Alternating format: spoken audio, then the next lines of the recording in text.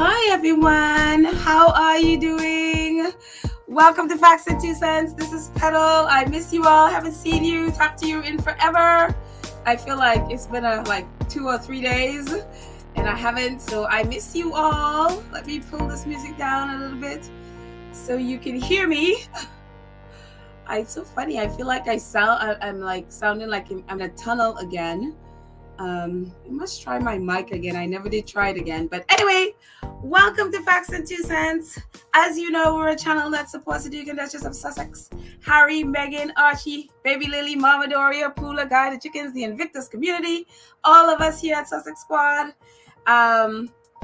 So anyways, hope you guys are good. I'm going to pull this down and see who of my friends are in the chat who I haven't spoken to in a while. Pull this all the way down. Yes, get this music or into space music out. Jump into the comments for a second. Hello guys.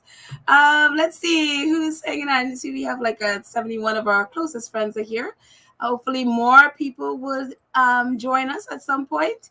So let me scroll up to see who is here. Lynn is here. Annie, Rosa, Trudy, Karen M, our awesome moderator, is here. Lydia, our other awesome moderator, is here. I hope you guys can hear me. I feel like this is kind of going in and out, so you can let me know. My computer is acting a little bit weird. Let's see. Annie, Sistren, Rosa, Lorna, Joyce. Let's see, scrolling down. Quickly scrolling down. Let's see. Oh, I didn't say. Oh, Joan is here. Dory's here. Hello, guys. Hi, Kay Costello.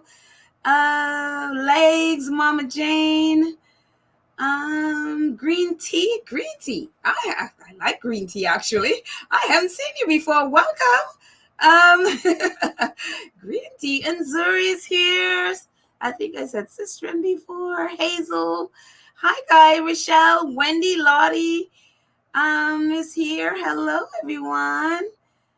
Oh my goodness, Lottie just she's done a super sticker already. Oh, thank you so much, Lottie. I appreciate your support. Thank you. Welcome, Patricia, chosen to be his. I love that name. Maureen is here. Hi, guys. Jenny and Gloria. Hi. Bright Eyes PBJ, our awesome Two Cents crew member, is here as well. Oh, my goodness. Sylvia. Okay. Thank you, Sylvia, letting me know that you can hear me. Okay, great. It's so weird. It's like I have been teaching, and then for some reason something happened. I don't know what happened to my computer, and it just kicked me out, and my poor students were stuck in the room, and I had to quickly figure out how to jump back on to get into them, and they were so wonderful and patient. And, for teenagers, they're teens, I would have thought they would have run off, but they stayed until I figured my way back into the room. So I've been a little bit wary of my computer the last few days. But anyway, welcome, guys. I know quite a few stuff has happened since the last time I was on here, and I hadn't gotten a chance to talk about it. Prince Harry, we are excited, and Meghan, they'll be in New York on Monday or before, as if it's anything from the last time they did their New York takeover, they were here a few days early, and we didn't even realize, and we're like, what? So I don't know if that's going to be the case again. That would be fantastic if that is the case, that they are here in New York for, for a bit, for the weekend, and, who knows. So, but I feel like New York is their second home, so they can come whenever and go whenever they like, I'm sure. So, but other than that, we saw Prince Harry with Better Up. I'm sure you guys have seen it. I know I posted the video in our community page, and I'm sure Baron and probably Duchess of Sussex, Success. I always call it Duchess of Sussex. She could be a Duchess of Sussex too if she wants to. Duchess of Success. She is a goddess. I'm sure they went through it, but I hope you guys got a chance to watch it. It was wonderful. I just really enjoyed I enjoyed it, and also it was so informative, and it was like, yes, exactly what I needed, making sure that our fitness, our mental fitness is on point. I think this is probably my favorite picture of the whole thing. Is like, I saw this as part of the interview. I'm sorry, the video, and it's on the Better Up website. And I was like, I just love this. Those two look like they're having a grand old time. And so I absolutely, absolutely love that. And really appreciated everything they said on this video. So again, I hope you guys got a chance to watch it. It's so valuable and so necessary. And I don't know why my scrolly thing is like sort of, I think that's probably why I thought I was probably going in and out, because my scrolly thing going across there is freezing every 2 minutes. I don't, or every time. So I don't know if it's freezing for you guys. I'm probably just going to take it off so it doesn't. So you can let me know if that thing is scrolling across there properly for you, or if it's just freezing, and if it is, I'll just take it off. But yeah, it's like computer issues. But yeah, anyways, so let's see. Yeah, I learned so much. It was just like I love that they called it a film. It was just like this 5-minute film, short film. And I love Prince Harry, the interview. I think, Prince Harry is, I'm telling you, he'll have a career. I think he could go into be like a host of a show, have his own show, maybe like a Tonight Show. He's a very funny guy. I could totally see him doing something like that, but I just think it's wonderful what he, the questions he asked and the way he was and made his guests feel so comfortable. I just really, really love that. And, I had not heard of Chloe Kim before, so I was like, okay, I'm not really into snowboarding. I think she's into, that's her thing, and I had never heard of her before. I think I saw Blue Mendoza. I think, I could be wrong, but I thought she was on when they did the Inner Works Day. I could be wrong. It might be another lady, but she, and I'm just thinking about it, and so I didn't go back to check if it was her on the Inner Works Day. But she's such a lovely lady. I love her. And also Adam Grant, who is on the Better Up team. So I love the whole thing. I don't know what you guys thought about it. Let me see in the chat what y'all saying. If y'all had thought about it or saying anything about it, I don't know. But anyway, some of the things that I just think was so important that let's just do it this way. That they said that I got out of it, and when they talked about mental fitness, as you can see, Better Up was tweeting out about it. Like, today we released, which was a couple of days ago, by the way. If you hadn't seen this before, today we're releasing a new film with Prince Harry, the Duke of Sussex, featuring Adam Grant, Chloe Kim, and Better Up member Blue Mendoza. Their stories of transformation with a coach reminds us every day is a chance to build mental fitness and to unlock resilience and greatness. And I am all for that. I'm like, I need to unlock my my greatness, because it's hidden somewhere and I need to find it. So, but what I love about it is I wrote, or at least I pulled out from each of what they said about mental fitness. And for Blue, and I love her name. I'm like, if I have a daughter, I'll name her Blue. I think so. I love it. I love Blue. I love the name Blue Mendoza. Such a cool name. Her mental fitness is to take the finger off pause and press play and go off and live your life. And I love that. I love that idea of, because sometimes, especially, it's been in the pandemic, like I felt, not I feel, but really the whole world has been in pause, and it's been a little bit of a trial to sort of restart and, take your finger off that pause and then press play and then run off and live your life. And I'm like, yes, thank you, Blue. Thank you. Because in a lot of ways, I feel like that represented me. It's like, I'm like, yeah, there's so many areas I feel like I need to take my finger off the pause button and jam it on the play button and go and, make mistakes and do whatever, and I love, Adam says, mental fitness for him is being at peak cognitive and emotional functioning. And I was like, yeah, okay. Like, yeah, sleep. Especially for us sleep deprived people who hate to go to sleep. That would be me from my whole life, hate going to sleep, to sort of like, be alert and be, yeah. Yes. So I really appreciated that. And for Chloe, it meant the ability to keep yourself sane. Oh, don't we all need that? Don't we all need that? I mean, at least for me, I don't know about you, but I know the ability to keep myself sane is a trial, but somehow we're surviving. But I just love that. I absolutely love that they were able to share that, and I just was like, yeah.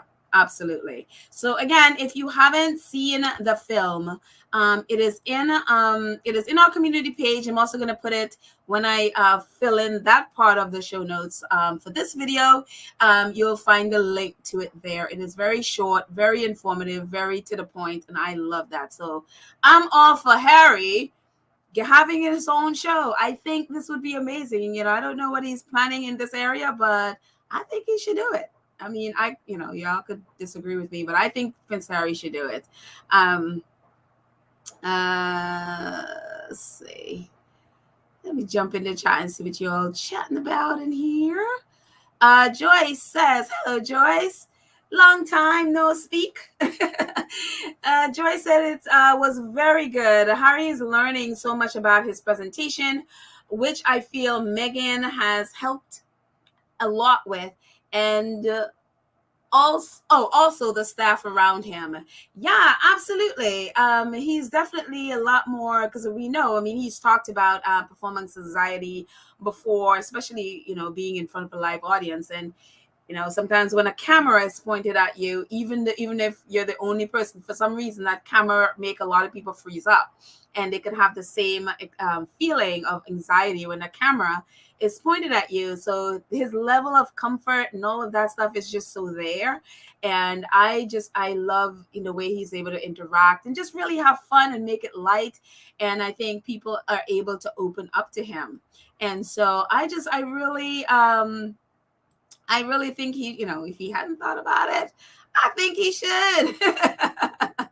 I really think he should. Scrolling down here. Thank you, Lydia. Lydia's welcoming everyone to the chat. Welcome to the chat, all my friends joining. Thank you, Lydia. Please click the notification. Please click the subscribe button and the notification button so that you can know when we drop a video. Oh, Don Robinson, always supporting us. Thank you so much, Don Robinson Gales. I appreciate your support. Thank you, guys. Much appreciated. Let's see. Scrolling down.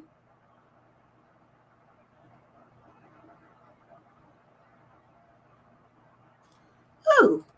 What is happening here? Verda Sanchez, I'm sorry to hear about your home. I thank God you and your family are okay. Whoa. What has happened to Verda's home? Oh, no. I need to scroll up. I'm sorry, Verda. I can't find Verda in here. I am so sorry. Whatever has happened to your home. I am happy that you are all safe as well. Oh, my goodness.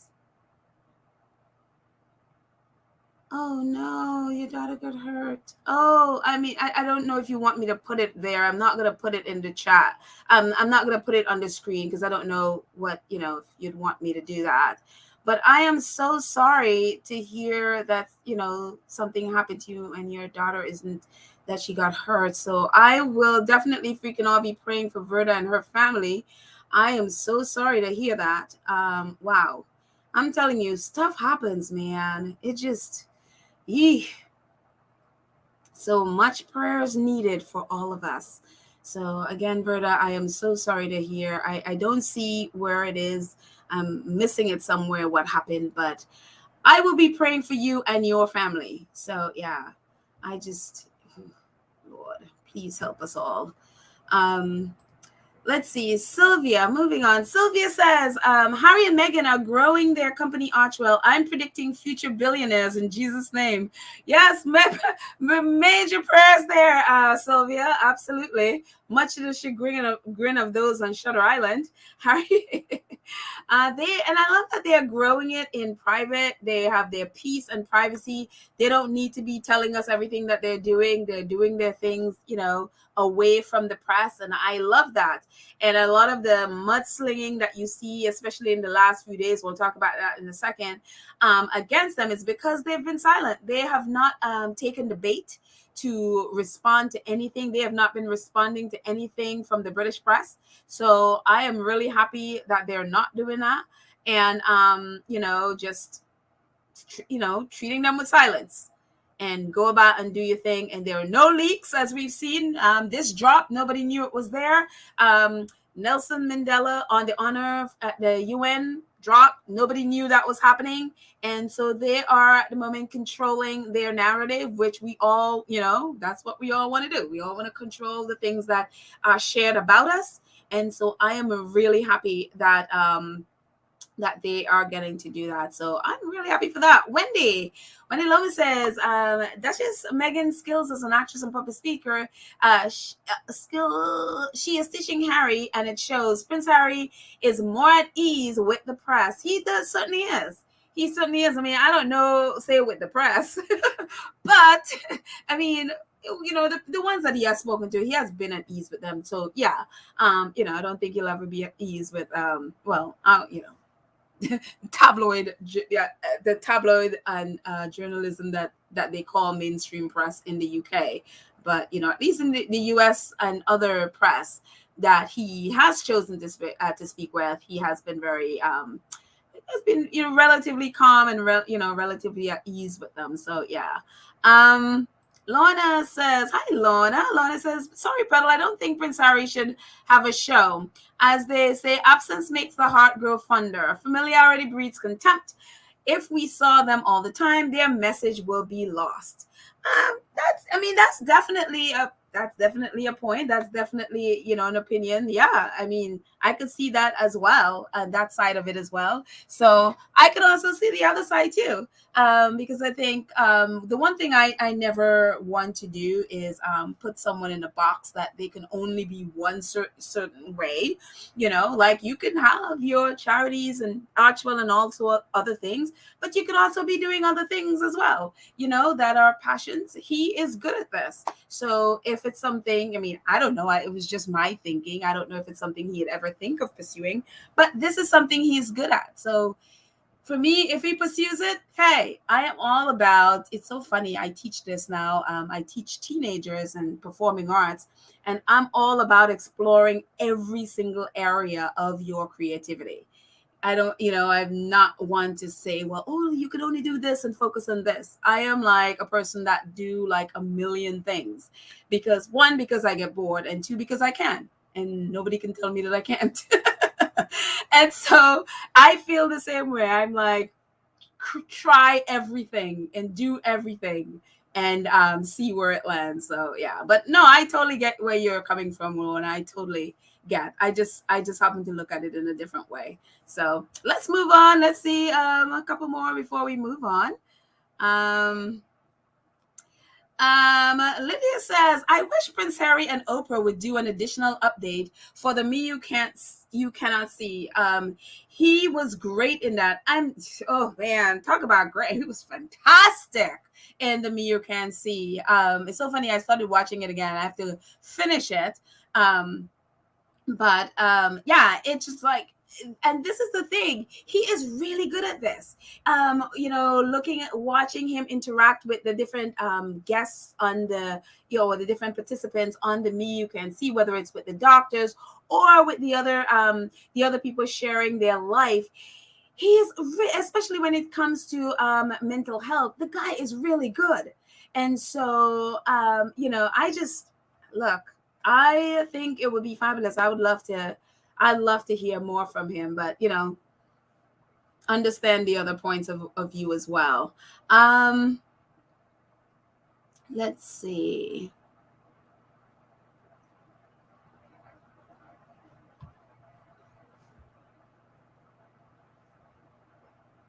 Evelyn D says they're handling their business the way they choose to, and that's all we wish for them.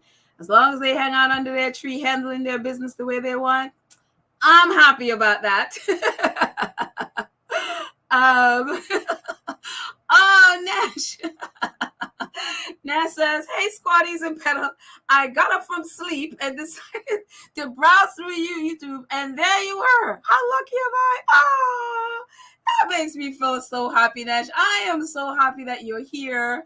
Sorry that, you were, raised from your sleep. Who needs sleep when they could come and chat and on YouTube?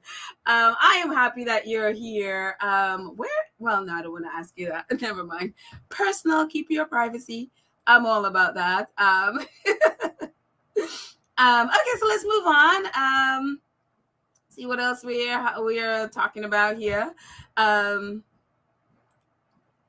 And just a little bit about, on their website, they had this: mental fitness is a proactive practice that ignites well-being, performance, and growth, and become more mental fitness is a proactive practice that ignites well-being, performance, and growth to become more resilient, realize your potential, and thrive. I love that word, thrive. Starting can be as simple as committing to mindful practice, making time for physical activity, practicing gratitude each morning, journaling, or taking 5 minutes a day to pause and recenter. It's about creating consistent routines that build mental strength to help you reach your goals, find flow, and unlock creativity. And then they go on to talk about, doing it with a coach, which I'm sure is really helpful, which is what Better Up is about. It's a coaching platform. You do it on, it's an online coaching platform that you can hook up with a coach that Harry talked about, and also the people who you saw in the video, they all have coaches. It's so funny, Harry and Blue was saying that they probably have the same coach. when he was like, yeah, thrive, and she's like, wait a minute, how do you know that? And Harry's like, maybe we have the same coach. So that would be kind of cool if they shared a coach. So yeah, I just thought that was pretty cool. So awesome, guys. I would love to see more from Better Up. Yes, and Fortune picked it up. Fortune magazine picked it up. They took the other part of the interview. It says, in a video series released this week by Better Up, a mental fitness coaching company, Prince Harry, the Duke of Sussex, interviews organizational therapist, author, and Better Up board member Adam Grant on the importance of prioritizing mental health at work. Harry, who serves as Better Up Chief Impact Officer, speaks with Grant about workplace productivity and how to foster resilient workforce. And this is what Adam said a little bit. He says, I cannot overstate the importance of a leader and manager saying, I care more about your well-being than I do about your results, Grant tells Harry in the interview. When people feel they have the support and to grapple with challenges, employees remain more empowered to deal with setbacks, Grant says. This ultimately leads to less turnover in the workplace. And I know this for sure because I am living this exact thing right now. Where I am teaching, I am not a teacher, but I taught babies. But for what I am doing, it's something that I am learning as I'm going. And I'm telling you, the support and the love and the encouragement, and they are incredible. This is, basically the start of the program, which is all, stuff like this is always chaotic. But I'm telling you, they prioritize our mental health. They prioritize making sure that we're supported and loved, no matter how challenging it has been. I was the first time I was telling you about teaching and bowing down to teachers. Yeah, I understand the struggle, and my kids are amazing, but it is difficult. So for me, it has made it so important, and it's been such a rewarding experience because of our wonderful leaders who I don't know if they know about Better Up. I don't know if they are part of this at all. I don't know if they know anything about this. But this is them. Because every day the positive reinforcement, the love, the appreciation, they're just building us up and building our self-esteem, especially me who's now starting and I'm learning. I'm telling you, this has been amazing. So I know this works. So I can speak on this, even if they're not even if they're not part of Better Up. This stuff works. So I just wanted to say that. I'm like, yep, that works.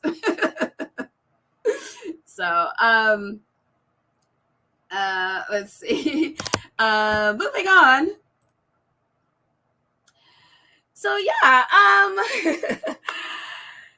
this is so wonderful because I had posted in the our community page, moving on from Better Up, over to our wonderful faves coming to New York for Nelson Mandela of the foundation, who invited them to come to speak. It's been like a whole mess since that has happened, because all of a sudden that news went out, and then it seems like everyone on Shutter Island, or at least their trolls, seem to somehow forget that Harry's history, or conveniently forgot, or conveniently has ignored the fact that Prince Harry has had a history with the Mandela family for going back since he was a kid. He actually met Nelson Mandela, and has been supportive and has been a part of really their foundation for however long, and it's just this big hubbub that happened.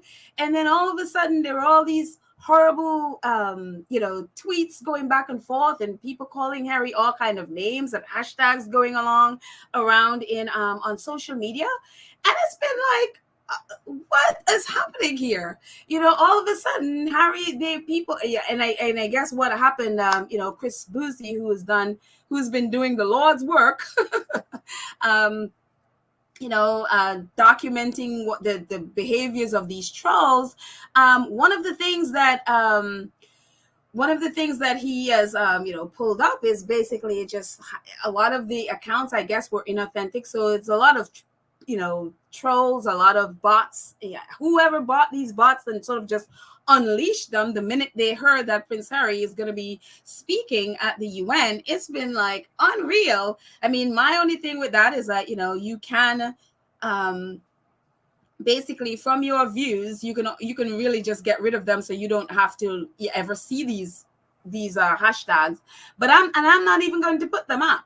But so for a couple of days, all of this negative stuff attacking Prince Harry, because the man is, he was invited by the Mandela Foundation to come and speak about his friend and about, his friendship and his relationship and all of that stuff with the Mandela Foundation, and also be speaking about, I think they're going to be speaking about environment and all of that stuff as part of that thing, as part of that as well. But it's just been the most, it's been the most unreal thing that I've like, people just absolutely just ignore the fact that Prince Harry has been doing this since 2013, whatever. Actually, before 2013, it's like, it's unreal. It was just the most amazing thing that I've seen in a while. But out of that came all of these hashtags. I mean, it's still this morning. I mean, Meghan has been trending. I'm like, people haven't seen Meghan in like how long? The last time we really saw Meghan was during Polo. I think that was the last time we even saw Meghan. Apart from people snooping on them and taking unauthorized photos of them. But yeah, it's like Meghan has been trending, Princess Diana has been trending. I mean, it has been unreal going back and forth. So I've just completely just gotten rid of all of it from my Twitter feed, so I don't have to see any of it because I'm not engaging in any of it. My only thing with that is just encouraging people like, okay, just get rid of the hashtag from your Twitter feed. Just go on those 3 dots on the right side and just click. You can always get rid of it from your feed and focus on just posting if you want to do any kind of engaging. Just simply post. We have Harry's whole life of positive things that we can tweet about those, and hashtag positive, hashtag positive things about Harry, like for example these. And so after all the negative stuff for a couple of day and a half, I guess, or at least a day, so now we're having all these positive hashtags been trending back and forth. It's been like the most unreal. So I don't know whoever unleashed and bought all those bots and unleashed them on the world, but it's been but what has been incredible to watch, as that has happened is bots only, they have the hashtag and they have, the 20-year-old picture of Harry in a Nazi uniform, whatever. The difference with people who really are focused on Harry's work and, Meghan and Harry's work is we have his whole life from the time he really started focusing on charities and stuff like that. We have a whole lifetime of work that we can post. They only have a 20-year-old picture. We have 20 years of content that we can post. So it was wonderful to see so many people posting all these wonderful things. I mean, that the work that Harry's done in Africa, his time with Prince Cecil, someone even mentioned that Prince Cecil might be coming to this event. I don't know how true it is, but I want it to be true. And wouldn't it be, because for me, Prince Cecil is his brother, his other brother. So for me, it's Nacho and Prince Cecil. Those are Harry's brothers. So, and he has such a great relationship with them. So, with Prince Cecil, and as we know, he teamed up with Prince Cecil to start Sintibale. And so I just, again, with these things, it can be very distressing to see all of these negativity coming at someone who literally is just there doing good. But again, we have 20 plus years of wonderful content that and wonderful things that Harry has done and given back to the world to post. We don't have to engage in nonsense. We don't have to, retweet or screenshot any deranged tweets. They're not relevant. They are literally not relevant. So we can just focus on the positivity, which is what I suggested. Like, please just focus on the positivity. So, SABC News, which is a South African news organization. I'm going to take off this banner that just keeps sticking here. I don't know why it's doing that. So let's just hide it. Okay. I think everybody knows how to, yeah.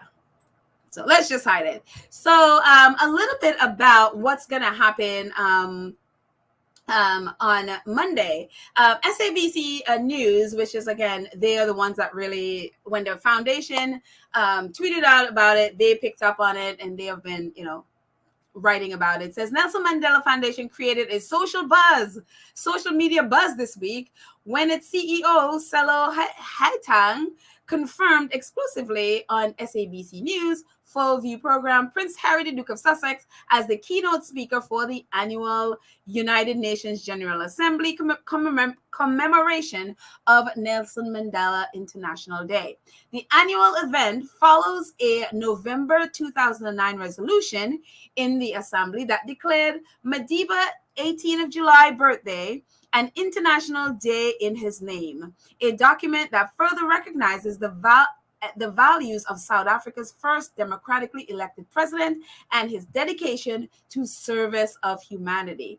The so-called informal meeting of the GA, which is informal only in name, is often viewed as a precursor, perhaps even an opening act, to the annual Nelson Mandela lecture held in South Africa that this year will be delivered by Barbados Prime Minister Mia Mottley in November. My favorite prime minister. But the focus of Monday's event will continue to be the example set by Madiba and what this day has come to mean since its inception over a decade ago, particularly as it relates to the development agenda that has faced headwinds in the adoption of the onset of sustainable goals in 2015. The foundation says it will be highlighting food security and climate change during the year's commemorative events under the tagline, "Do what you can with what you have, where you are, with what you have, where you are." issues Prince Harry will surely have to address in his remarks.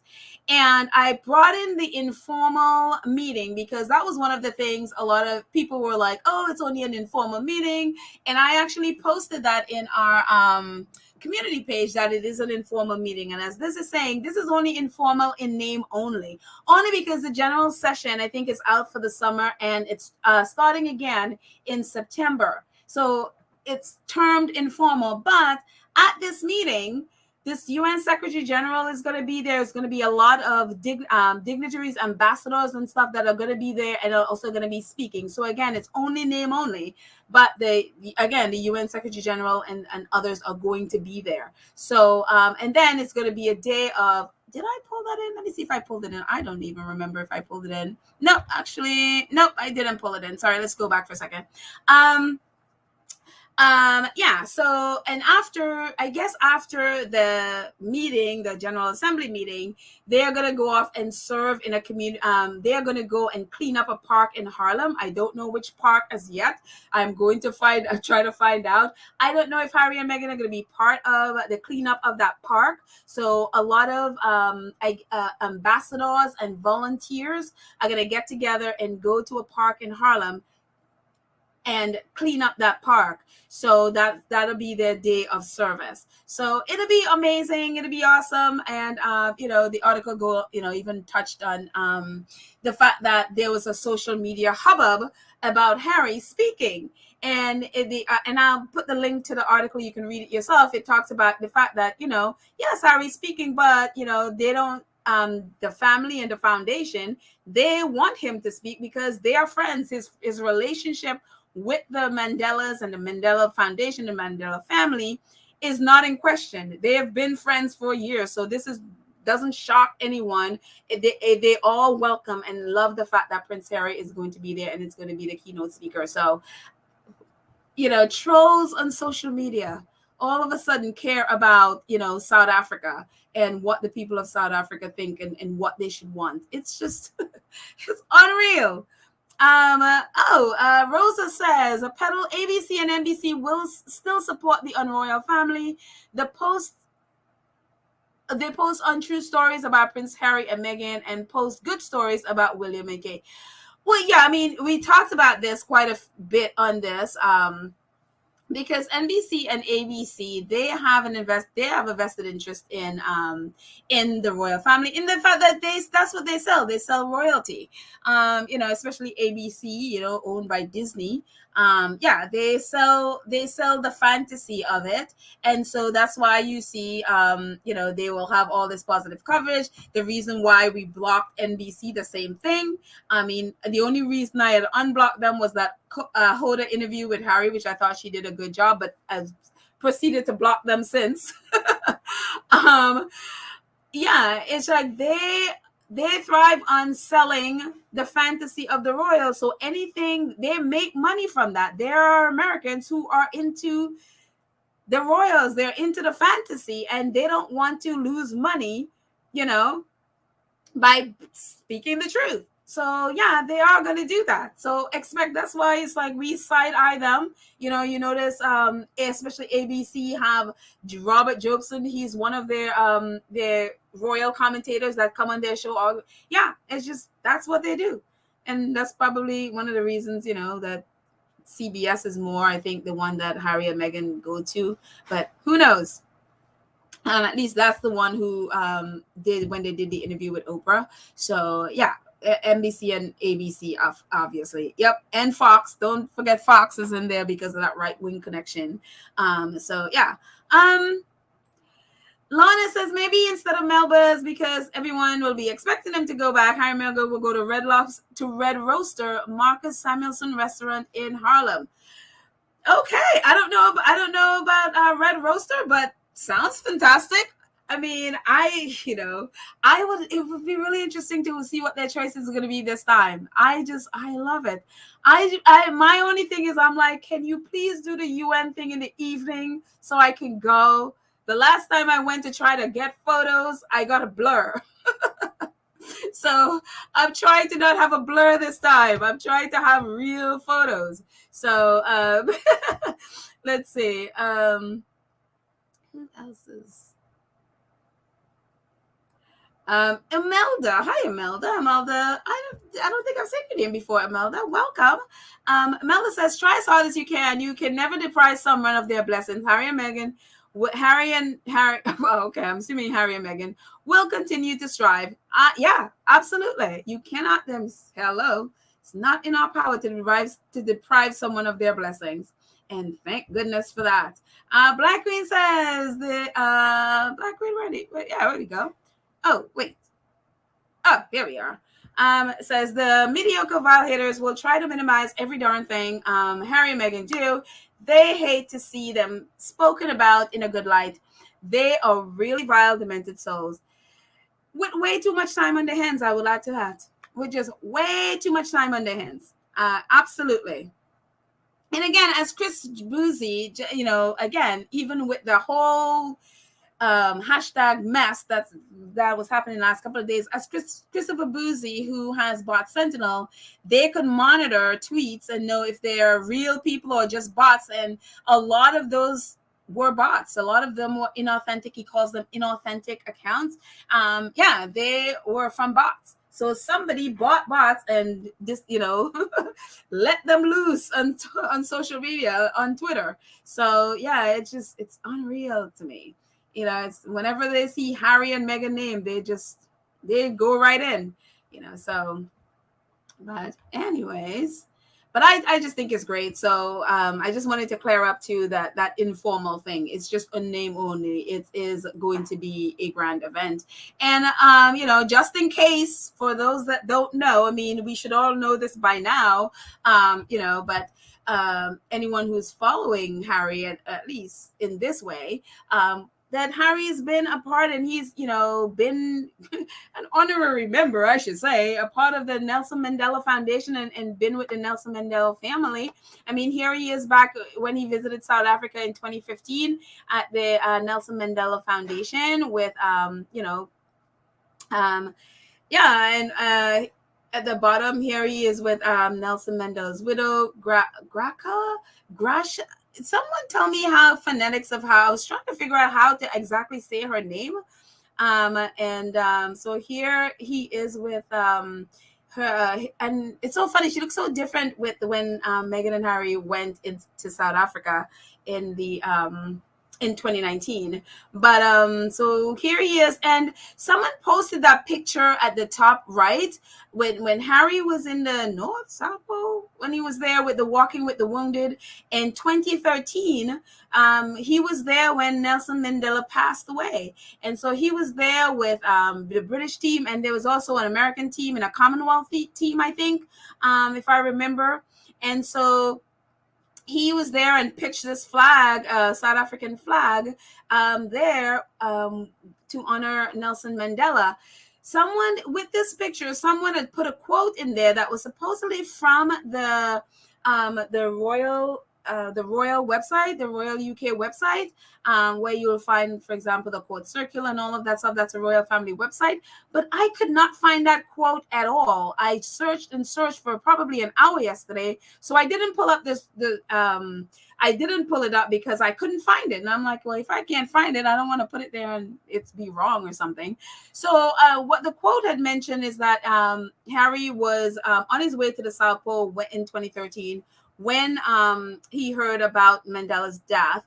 And so he pitched that flag in his honor. And then apparently when he went to South Africa in 2015 at the foundation, he presented this picture to them. And that's what the post, and it has the royal, that insignia thing that the royal website has, but I couldn't find it in there. So I don't know if it's true or not. I couldn't find it. If somebody knows where to find it, I would love to see it, to see the quote. But apparently that's what that. So this is all in 2015.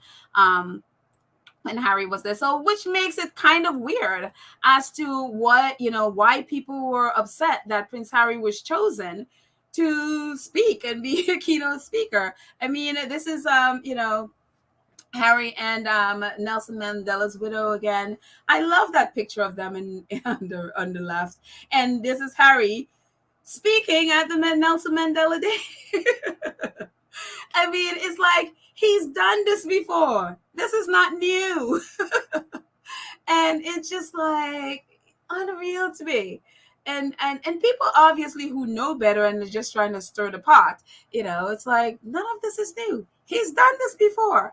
And then not only that, this is a speech, and it's a pretty long speech, and I'll just read a little bit of it. I would like to thank Madam Michelle Grassa, or Gracca, how she says her name, for inviting me to join you all this evening. It's a great pleasure for me to be here at the Nelson Mandela Center of Memory in the company of those who knew him best, to remember Madiba. It is not for me to try to put into words the impact that President Mandela has had on South Africa or the generation across the globe. Those far more eloquent than I have already done so. However, I was fortunate enough to meet Madiba a number of years ago, and I have treasured that memory ever since. Although I have been to South Africa many times, this is my first official tour on behalf of the Queen. I have been keen to see how Mr. Mandela's values and his legacy are inspiring the next generation and shaping the future of South Africa. And it goes on and goes on. And I will put a link to, if you want to read the entire speech. But this is Harry. Harry did this before. He's done the speech before. So I again, for people, people just want to hate. Yeah. So, thank you so much, Black Queen. I appreciate your support. Thank you for supporting the podcast. I appreciate it. Thank you. So yeah, and it's such a beautiful speech. And again, this is not new. And not only that, this is Harry and Meghan in 2018 visiting the Mandela Center in exhibition in the UK. Time reporting, Prince Harry and Meghan pay tribute to Nelson Mandela at his exhibition. This is in the UK, and again, it's so funny. I was talking about the last episode. Meghan's outfit's like the same one she had on when she met, or at least it looks like it, when she was in South Africa and met with Nelson Mandela's widow. And it's just like, they've done this before, people, and the BBC reported on it at the time. It says the Duke and Duchess of Sussex met with Nelson Mandela's granddaughter at the opening of the exhibition, charting his life and career. And that is her next to Prince Harry in the red stripes. Zamaswazi Dlamini Mandela, I'm going to say that again, Zamaswazi Dlamini Mandela, said it was an honor for Harry and Meghan to visit the event at the London South Bank Centre. She hailed the pair's support for justice and fairness, calling them a shining example for young people. They were invited because of Prince Harry's charity work in South Africa. And again, they are embraced by the Mandela family. So anybody outside have no grounds to stand on to be talking about Harry and Meghan being a part of the celebration for Nelson Mandela's life. This is a couple that is embraced by the family. Y'all need to mind your business. There are people some people was like, why is Harry a white man doing this? It's like, Black people invited him. This is Black people's business. This is not your business. Nobody invited you into this. When Black people invited you, this is our stuff. If you're not Black, stay out of it.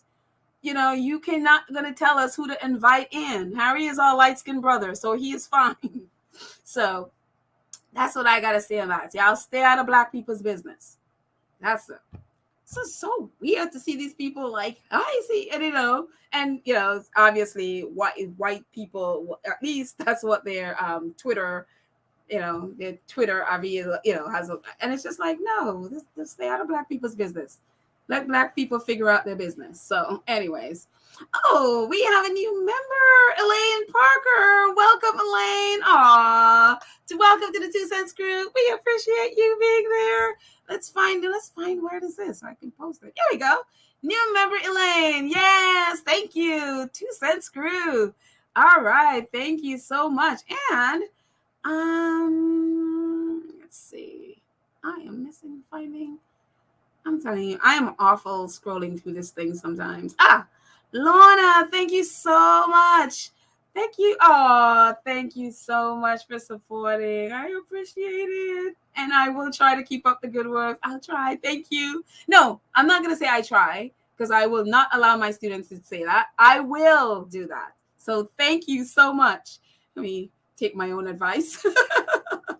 Just in case a student is listening, like, Miss Meadow, but you said. So, anyways, moving on. Travelers, they're still doing their thing. I'm telling you, Prince Harry is busy. That man is doing his stuff. Travelers, they had a meeting the other day, and as we know, they're working with all of these Google, Skyscanner, Expedia Group, TripAdvisor, Trip.com. And they're basically it was basically about them moving out of, I don't want to say a baby stage, but the initial stage of their company into a more stable and secure and, I guess, into the grown-up phase of their business, because they are doing great. That now that Google is using their plan to basically, let us know about, carbon emissions from airplanes and all of those things, and how green hotels and all. I mean, that's when you see that on Google and stuff, that's where it comes from. It's from Travelers. It's from Prince Harry's companies. Just in case you didn't know, Prince Harry is amazing. It says, according to Travelers CEO Sally Davy, speaking during a panel at Focusrite Europe in late June, travel done well, as she was saying, travel done well is a critical part of the future resilience of this planet. Travelers is one of the most prominent players. There you go.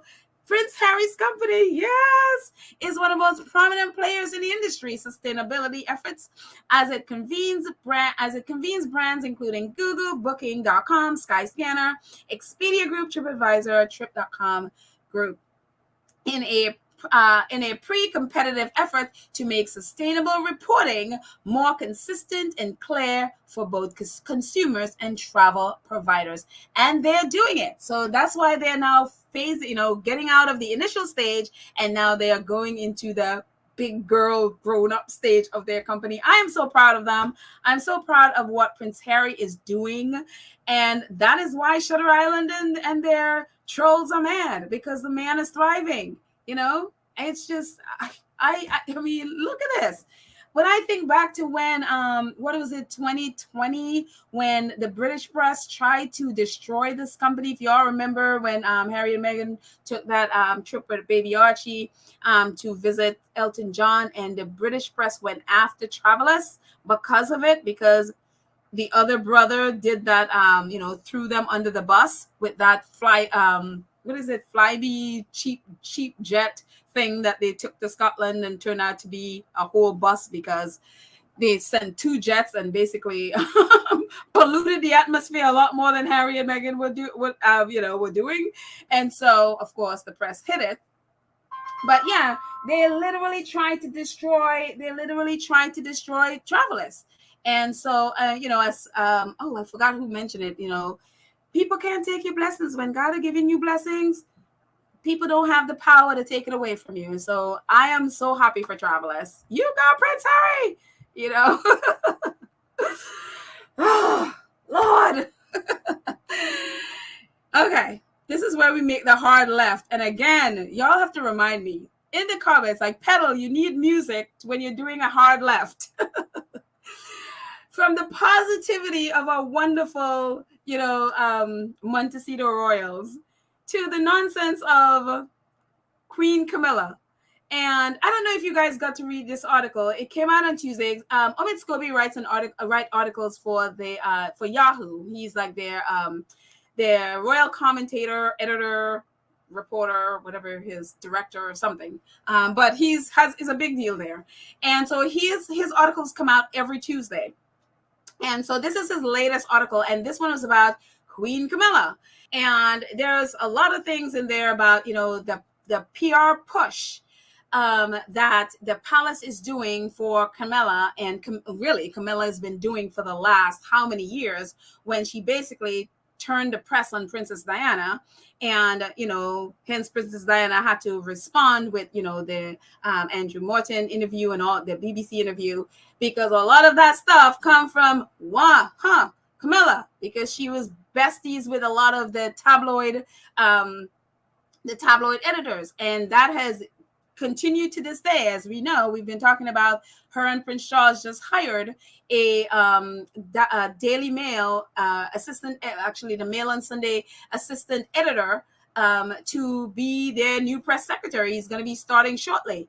And it's just the most disgusting, despicable thing. I just can't even, I'm telling you, even people who generally support them have been scratching their heads over this hire, because it's so obvious how disgusting it is. And so Queen Camilla is, so Scobie, among other things, they're talking about, the push to try to get the public to accept her. Part of what, and what the British press has been doing is, if you guys remember when the Queen had, supposedly, she said like Camilla is going to be the next Queen consort, whatever. It's been the British press that's been crowing about it. Much of the British public has been like, okay, whatever. They have not even paid attention to her.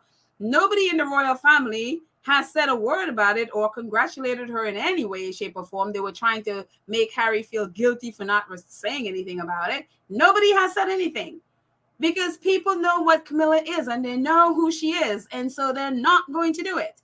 And so the British press, who a lot of them who are her friends, the editors, I would always say, if you think back, when was the last time you have seen a negative article about Camilla? When was the last time you've seen any kind of a headlines? I'm not saying go reading tabloids, but their headlines blast. I mean, the minute you see it, you don't have to click on it because the headline is there.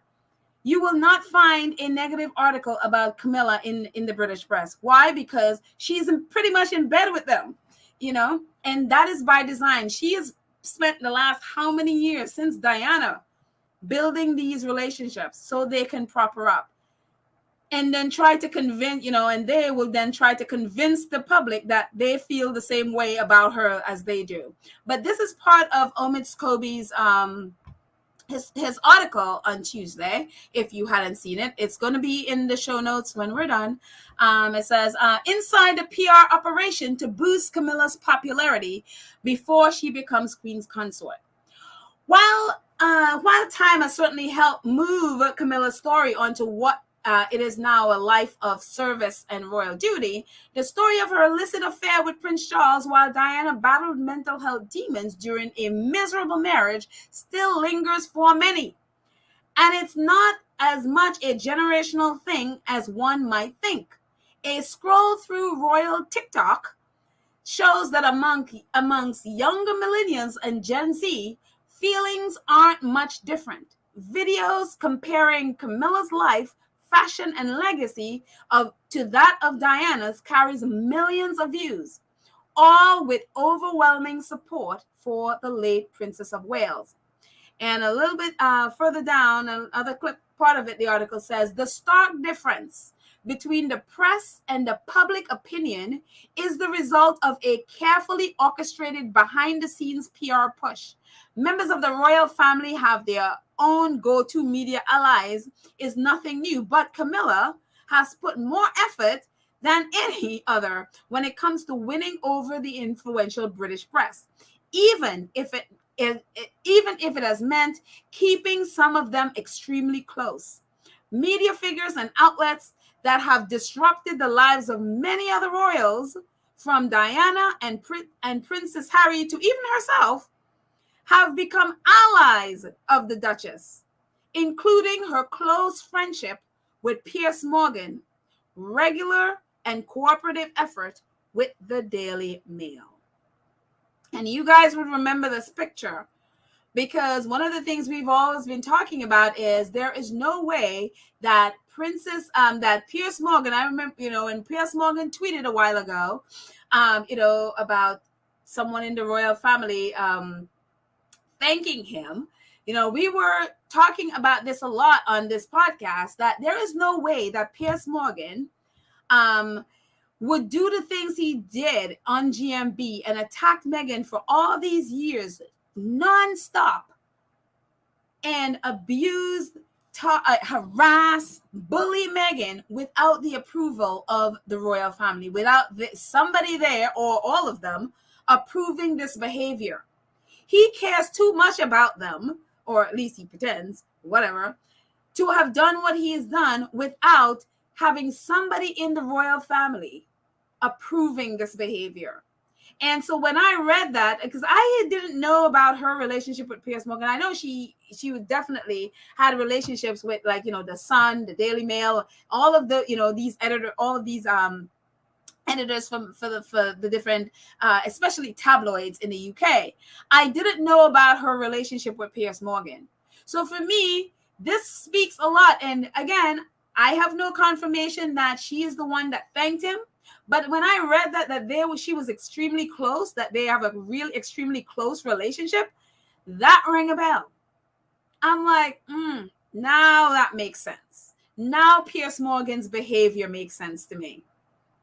Now it makes sense. Because if they're really close and she was, even if she wasn't the one that, say, called him up or, you know, tweeted to him to thank him for, you know, basically calling Meghan a liar, that, you know, and saying that he doesn't believe that she was suicidal and all of those things, that even if she wasn't the one that did it, she is a close friend. If she disapproved of that and she was like, no, this, you know, if she would have said something. That's her friend. She would have said something, you know? And so that, I mean, I'm telling you, it just, would I put it past Camilla that she was the one that did that? I wouldn't.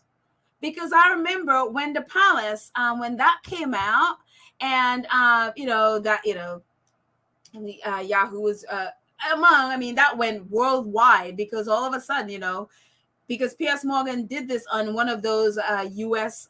Tabloid shows. I don't even remember what it's called. I mean, with Billy Bush, I don't remember what the tabloid show with Billy Bush is called, but he did it on that show.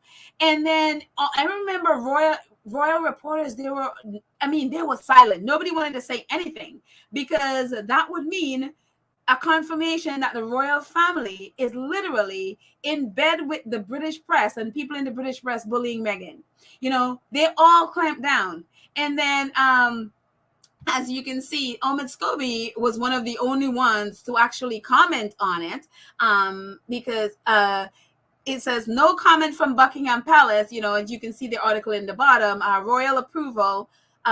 Piers Morgan claimed he had messages from royal family thanking him for standing up to Prince Harry and Meghan. Basically, he was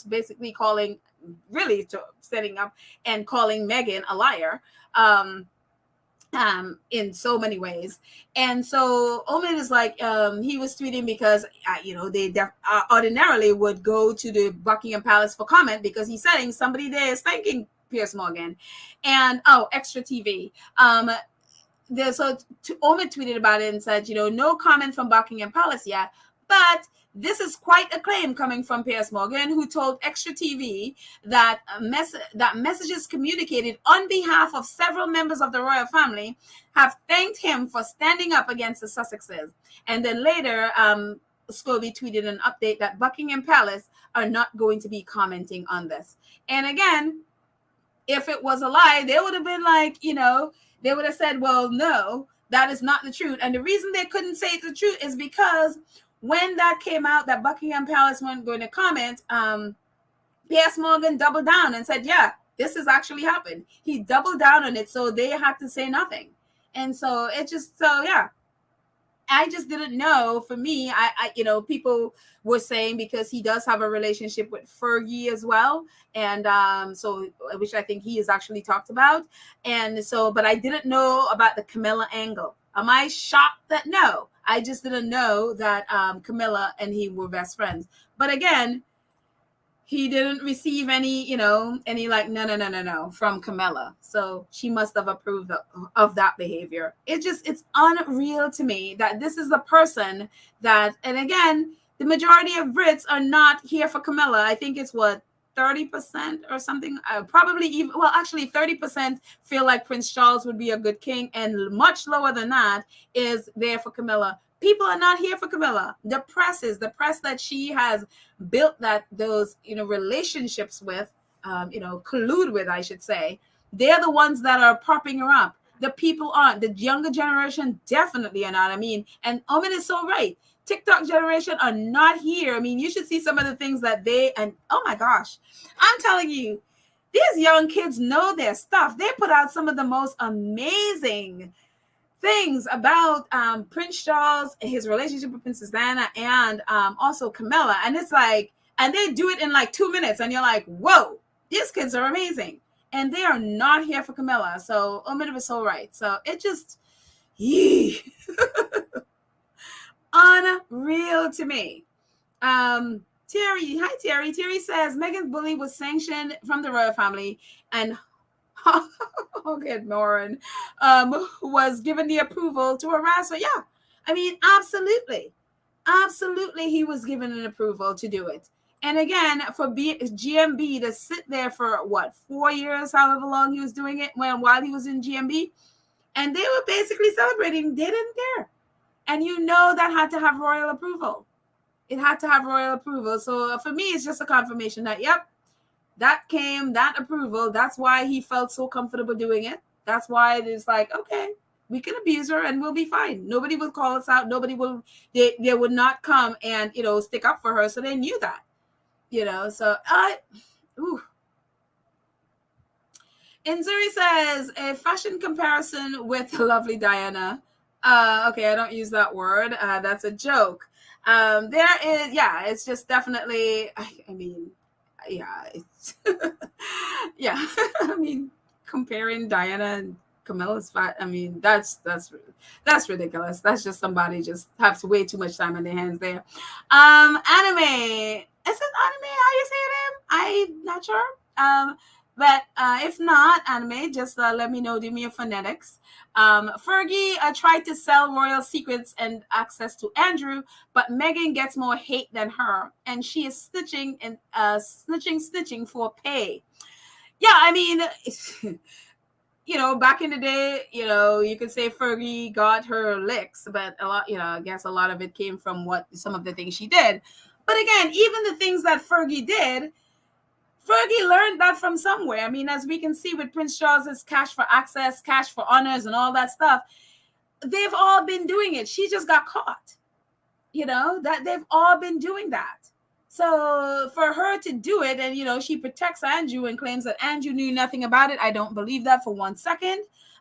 This is a royal family thing, is what they do. They've been doing this for years. It just now came out that Prince Charles was doing it, he's been doing it, but. A lot of this stuff happened back in 2013, 2014, all of, some of it like 2011. So this has all been going on. Fergie just got caught, and so, yeah, and again, she still uses her title to make money along with, I think what is that? The racist one who had racist brooch. She still uses her HRH to sell her books and nobody says a word, It just, it's only Meghan. Meghan is the only, I mean, it just, unreal to me. Unreal. So, let's see.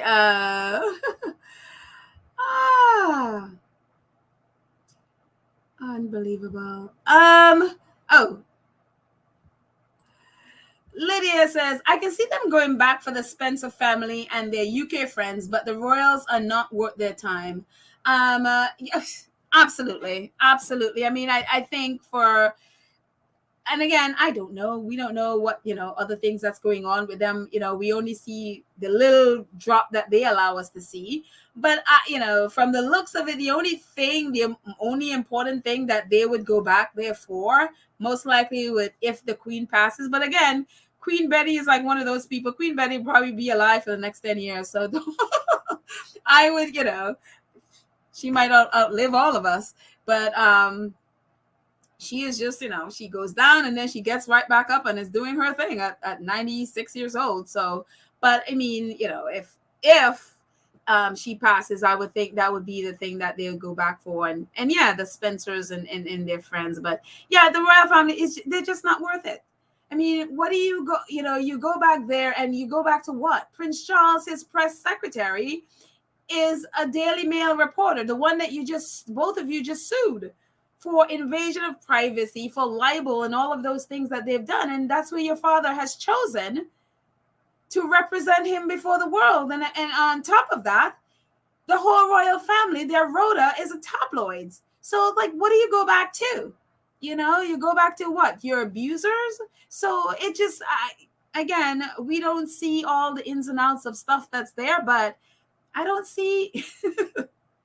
Yeah, I totally agree. I totally agree with you there, Lydia, on that one. So, and I just saw something.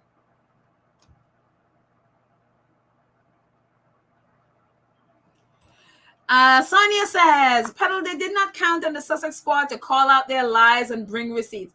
No, they didn't. They did not expect us at all. I mean, they're still playing that 90s, let's, smear them in the press and they will shrivel up, go away, off themselves, or just basically bury themselves somewhere. Nobody, never to be heard from again.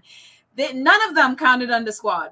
None of them counted on people fighting back, I remember reading something from Mariah Carey and her book. She wrote in a book, Meeting Princess Diana, and how sad how sad Princess Diana was, and how her heart broke for Princess Diana because she wished Princess Diana had a fan base that would be there and support her. And I would never forget that. I don't remember what Mariah Carey's book is called, but and I have not read the whole book, but I read that quote from the book. And that's the thing, if only Princess Diana had the squad at the time. But we are definitely here for her child. We're definitely going to be here to support her child and bring receipts, as you say, because, oh my goodness, they are literally out for blood. And it just, oh my goodness. No one else really, even the U.S. press, who they would report, but they would sort of skirt around the royal family because none of them really want to upset, because again, access. They want access to sell the fairy tale. Even the ones that are not even into royalty, there was something about the fairy tale that they still want to sell. And so there was kind of skirt around issues and wouldn't do like investigative journalism. So if it wasn't for the squad, none of this would be public, And so it just, that's why, in Scobie's his last article, he mentioned about the royal family lies. I mean, I think someone had mentioned that he got the hashtag wrong, like the spelling wrong, but he tried. But, that's why he mentioned about that, the royal family lies when they, apparently buried, quote unquote buried, but the report wasn't about Meghan. So they didn't bury anything about Meghan, but he mentioned that, that was trending for a couple of days, for a few days. And that was because came from Sussex Squad, And so if it's not for us pointing this stuff out, people would just never know because the press isn't doing it. And that's why we need to be bigger. Our platforms need to be bigger so more people will know. Oh, thank you, Mama Jane. Thank you so much for your support. Thank you. Yeah. Oh my gosh, Sean, thank you so much. You guys are awesome. Thank you. Wow, thank you. Sean says, she attacks Harry's mother, Diana, and now Meghan and the kids. And you think Harry is not going to rip her heart out and do her in. It's so funny because a lot of people in the UK assume Harry is going to go after Camilla in his book. I don't know. I mean, none of us know what Harry's going to go after her, what he has in his book and what he's going to say in his book.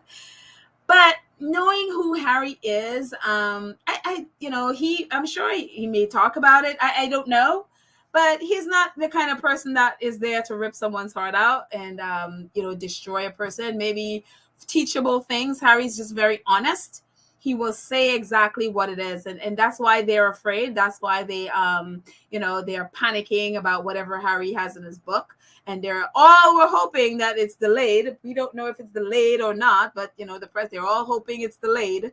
And a lot of them are, on the other hand, they're claiming it's delayed, but they really want it so they can be pushing the narrative of how Harry's book is killing the queen, as they would normally do. So yeah, I want Harry to really just speak the truth about what was done to him and his mother. I want the truth, because I don't trust any royal reporters or any so-called biographers writing anything, because they just lie. They absolutely just lie. So yeah. Rosa says, Pedal, I might miss one of the podcasts. Did you report on the 3 men at Buckingham Palace that is behind Prince Harry's security, keeping him from his security? Yeah, we did that, I think, 2 episodes ago. I think it was 2 episodes ago. Yeah, we did that one. I will put it in. What I'll do is, at the end of this, I will put that episode in our community page. So if anybody missed it, so about Edward Young and the other 2 who are part of Ravek, who took Harry's security away, and that's why Harry is taking them to court. So yes, we talked about them. So I will put the episode in the community page so that way you can see it, and anybody who hasn't seen it, they can watch it as well. Thank you so much. Let's move on from this. Oh yes, them. This was 2 days ago. Mr. Earthshot and his family at Kensington Palace in their car. That's their, the Kensington Palace version of a car, because cars don't exist in the UK apparently, and so this is their car, and so wherever they're going, I'm sure it's a vacation or probably Amna Hall or wherever they're going. This is their car pulls up at Kensington Palace to take them to wherever they're going off to with their bags. So on holiday somewhere, yeah. And, it's really wild that people are coming at Harry and Meghan for, oh my gosh, they take private jets, whatever. And of course, none of them would admit the fact that this is the Kensington Palace's car.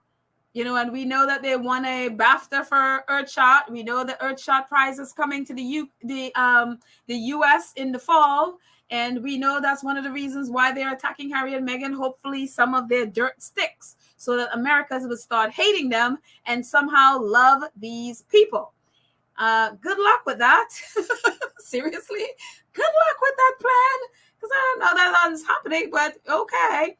And what is most horrific about that is because they use that bullying thing to hide this fact in the sovereign grant. And we know, as we talked about the sovereign grant a few episodes ago, about the travel expenses of the royal family last year.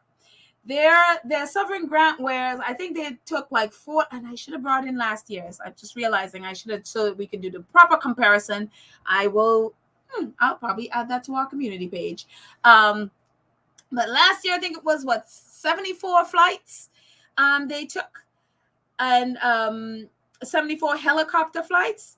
Well, in 2021-22, that has jumped to, as you can see, the highlighted portion, 179 journeys via helicopter, costing taxpayers almost $1 million. Pounds. 906,000 pounds, just over 906,000 pounds. That's what they did with a helicopter. That's why I call it their car, because that's what they use. They very rarely use cars. They use a helicopter. And yet these same people have the nerve to be coming at Harry and Meghan about, using a private jet when they're traveling with their children. I'm like, 179 journeys? I mean, that is apart from, and if you look at the way it says the summary of the journeys by air and rail costing less than $15,000 each. So this is 179 journeys that cost 15,000 pounds, less than 15,000 pounds. But then if you read the entire but the flight budget from which I'm actually going to also put in our show notes. If you read the entire travel plan, the travel budget, you'll see there are a lot more. They just cost more than £15,000. This is just the ones that cost less than 15,000. 179 journeys. Where were they going on 179 journeys? And that is why I call it their car, because that is what they use. And so, unreal. And, this came out, not even a month ago, the end of June, this came out, the Sovereign Grant Report came out.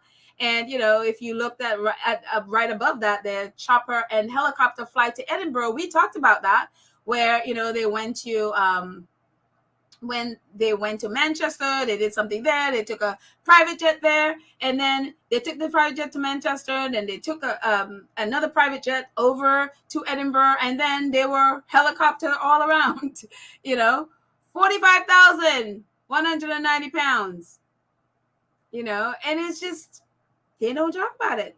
What did they do? They use Harry and Meghan. They use Meghan, that awful bullying claims, to hide under this stuff. And again, the picture of him in his helicopter was 2 days ago. This was them 2 days ago. They don't care. They literally do not care. They will do what they want. And so, British people could, they could, cry and moan all they want, but they don't care. So it's just unreal. Unreal. Let's jump in the chat for a second more.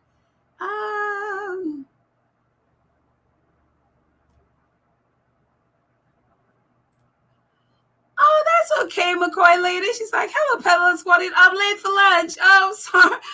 Do you mean real lunch, or you're going out for lunch? I don't know, but welcome. I'm glad you're here. I'm very happy you're here. Jessica says, well, exactly, the royal family is not worth Harry's time anymore. They're really not. That's why, again, they do not respond. It doesn't matter who contact them for any kind of stories, whatever. There literally has been silence. The Sussexes have been complete silence. It's like, that's what they, I remember Nacho putting that quote on his Instagram, and it was like, if people are, and I'm gonna mess up the quote, it's like, if people are insisting on misunderstanding you or misrepresenting you, then you treat them with silence, and which is what I think is happening here. They're not responding to any kind of press, whether it's tabloid or, well, they don't respond to the tabloid press anyway, but not even the other ones. They're not responding. So good for them. And yeah, it just, yeah. Diane says, the plan definitely didn't work. Break up the relationship, stop the marriage, break up the marriage, isolate the Sussexes, tear down the Sussexes, but instead it backfired. You'd think someone would stop grave digging. You would think, Diane, you really would think. But, it just, they don't learn. That's the thing. I mean, if they did learn, they would have changed their, since you would think they would have learned before Princess Diana, but you would think after what happened with Princess Diana, they would have learned. They're set in their ways, and they're not going to learn. And the two that they are thinking that, okay, they're going to modernize the monarchy, they've just come and they have plopped right in the middle of it and have picked up all the, and brought in their bad behavior and picked up the other bad behavior, and then they just move right along. They're not going to change. They're literally not going to change. So yeah, unreal.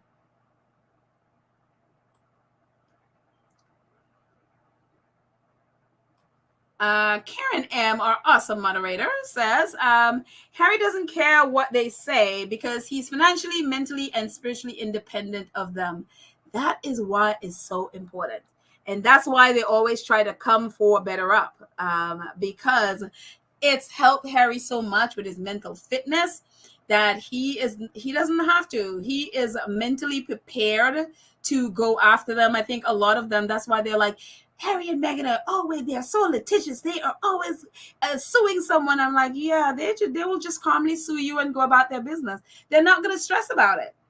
They're not going to stress. They're not going to, come. They're not going to be saying anything about it. They'll just sue you and let the law take over.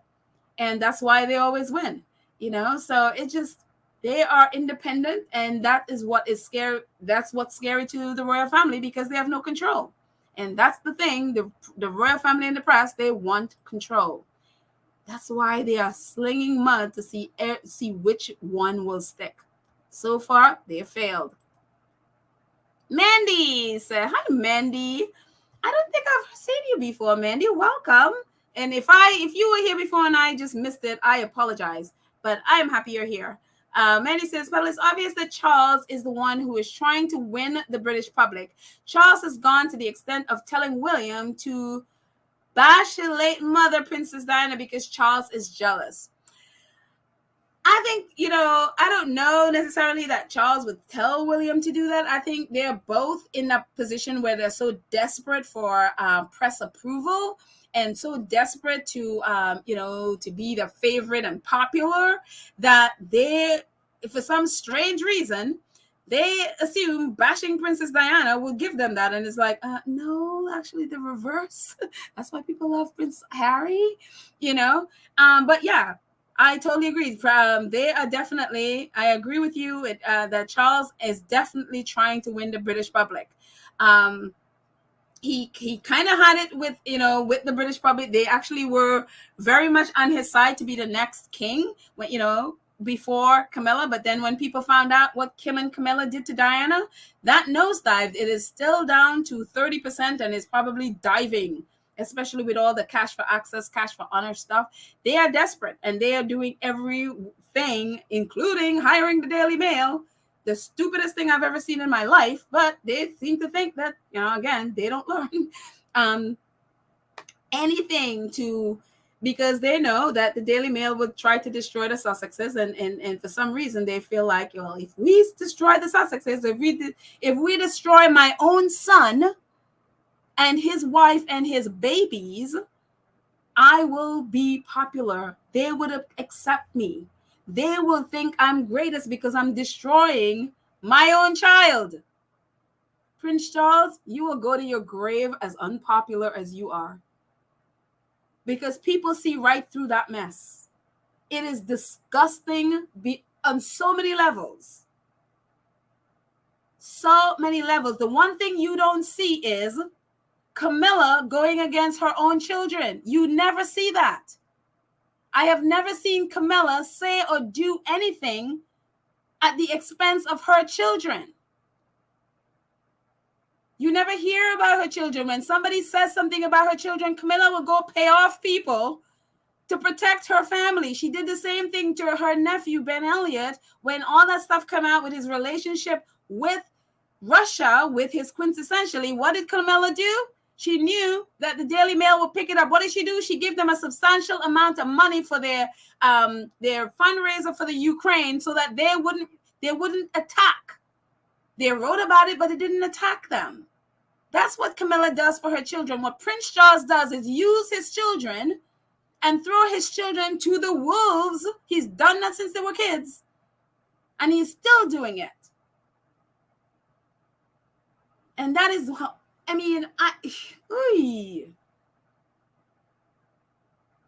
So they sit there and protect Camilla's children, but he will never protect his own, especially not Harry, because he can't control Harry. And that is how despicable this is. Unreal. And not only just Harry, Harry has a wife and 2 babies. Instead, what he do a couple weeks ago? Use babies, 1-year-old and a 3-year-old, as human shield, for them to go after babies, and so he can hide behind babies. So he can hide the fact that he took millions of pounds in a bag. And it's just, yeah. I'm telling you, there are no words that I don't think there's words in existence for me to accurately describe what I feel about Prince Charles and his behavior, and what he has done. It is beyond, for me, despicable. Yeah.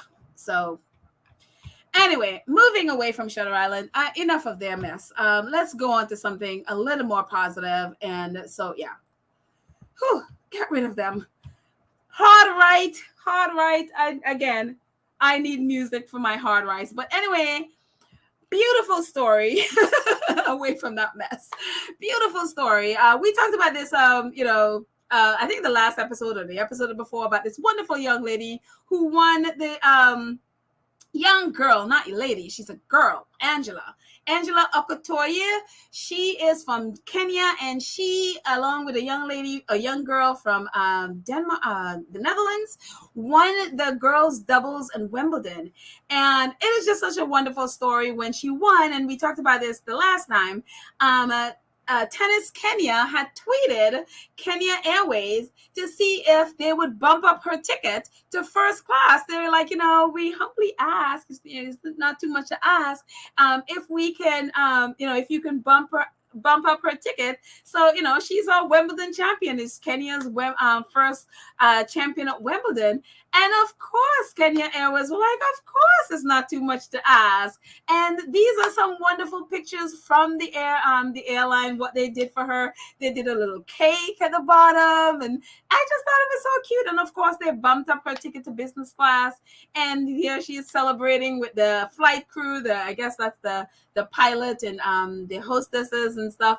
They were all celebrating. And I just think it is a wonderful, I'm like, oh, can I come? I wanted to be there. And so Kenya Airways tweeted about it. They're like, Haribu Naomi at Okotoye Angela too. Ladies and gentlemen, the Kenya Queen of Tennis is here. I was like, oh, I just think it's such a wonderful, wonderful, wonderful story. So congratulations to Team Kenya and this wonderful young lady, young girl. She's not a lady. She's probably like between 15 and 17. So she's a girl. Let's not adultify children.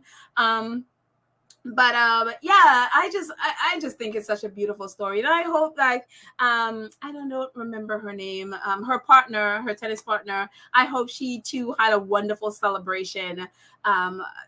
Celebrating this Wimbledon win. It's such a wonderful story. So I look forward to see Miss Angela in future tennis matches in the singles event in the adults section. I think she may be able to go from next year. I think there's a cutoff when you could be in the girls section and then go over, I think, in Wimbledon. So I just think it's a wonderful story. So kudos. And I don't even eat cake and stuff, but I'm like feeling that cake in the bottom. It's like, congratulations, Angela. I mean, Kenya Airways went out. I'm telling you, if I ever go to Kenya, I'm going to go with Kenya Airways. This just made me feel like, I like these people. So advertising for Kenya Airways. And you know what? That's good of them to do this. Because when people see this, like I just said, people are going to want to come on there and feel like, wow, they treated her in this way. I want to go try, and not that they'll treat us in this way because we didn't win no championship or nothing, but it gives you the feeling that, wow, they do care. And, I think, and maybe if I, go to Kenya, I'd want to fly on theirs. I'd never heard of Kenya Airways before because I don't like flying. So I hadn't paid attention. So there you go. So I just think congratulations again, Angela. And so I just think it's wonderful. And more fun, great stuff. Our wonderful friends at Invictus Games are part of our Sussex Squad community, all our community. And they, as we know, teamed up with Better Up. They were also, Better Up was also at the Invictus Games at The Hague. They teamed up and they are doing this for people who are part of Invictus. And again, Invictus Foundation, they do a whole lot of different stuff that is apart from the games. So this came out yesterday. Registration is now open for those in the Invictus community who wish to benefit from free professional coaching with Better Up. This opportunity for coaching, support, guidance, and training for your personal and professional development is also open to friends and family. So please note, they also want to make sure that please note this is not therapy or treatment for mental or physical health. So people need to know that they don't like, oh, I'm going to do this so I can stop my, therapy sessions, whatever. No, This is about mental fitness, just getting us ready every day to be our best self. So, and be prepared to handle battles. This does not replace therapy. So I'm glad they put that down just in case. But and this is the opportunity. Invictus Foundation is pleased to offer the Invictus community free access to coaching services for Better Up for 6 months. The purpose of this form is to collect base. So they put the form, you can see from name. So they put the form there, people can fill it out, and so that they could know, I guess Better Up could better be able to match them up with coaches, et cetera, et cetera, et cetera. At the bottom, the last paragraph says, with world-class coach, you get clarity on what's next, build confidence, drive peak performance, and get honest feedback, one-on-one coaching sessions, and our extensive learning library deliver expert guidance when it matters most, before, during, and after competitions. So this is just a wonderful thing. Again, right before the Invictus Games, they teamed up and they were part of the Invictus Games. They went there and they held sessions there, and now they're offering a free 6 months of coaching for people are part of the Invictus community. So if you know anybody that's part of the Invictus community, please share it with them. If you know anybody could benefit from this, please share it with them. Again, it's free. They obviously veterans. So please have them go do that. It would be amazing for them to take advantage of this. Again, it's free. I'm all about free. So, another doctor, thank you so much. Oh, you guys are awesome. Thank you. Thank you for the love. Thank you so much for the support. Oh, and Alma, thank you so much for the super sticker. I appreciate it. Thank you, guys. Thank you for the support. I'm like, making me a little emotional. Thank you so much. Let's see. Let's move on and see. Yes, remember I was telling you guys that this is my dream right here, because someone on Twitter mentioned this, and I'm like, I don't even know if this is the truth. It probably is not even the truth, but in my mind, it's the truth. So forgive me if you don't see Prince Cecil at the event for Nelson Mandela on Monday, but in my imagination, he is there, and Nacho is there. Well, Nacho is actually playing polo in Colorado, but it could happen that the three brothers could go. In my mind, Prince Harry's brothers are Nacho and Prince Cecil. That's those are his brothers. And I just love these pictures. I mean, I'm like, I don't know if there was a video of Prince Cecil talking about Prince Harry. I mean, yes, it's really his brother. And just to see his relationship with Nacho, I mean, that's three of them in the middle doing an event, I guess a polo event for Intensify. And for those of you who don't know, we talk about it all the time. Prince Harry and Prince Cecil started Intensify, which helps kids, young people in Lesotho who are dealing with AIDS and HIV.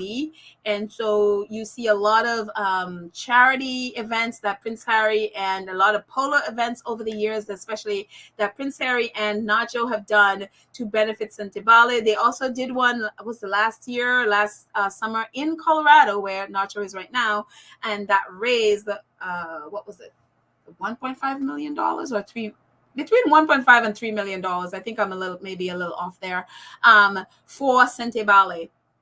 And so that's them. And they did that. They started this in honor of both of their mothers who passed away.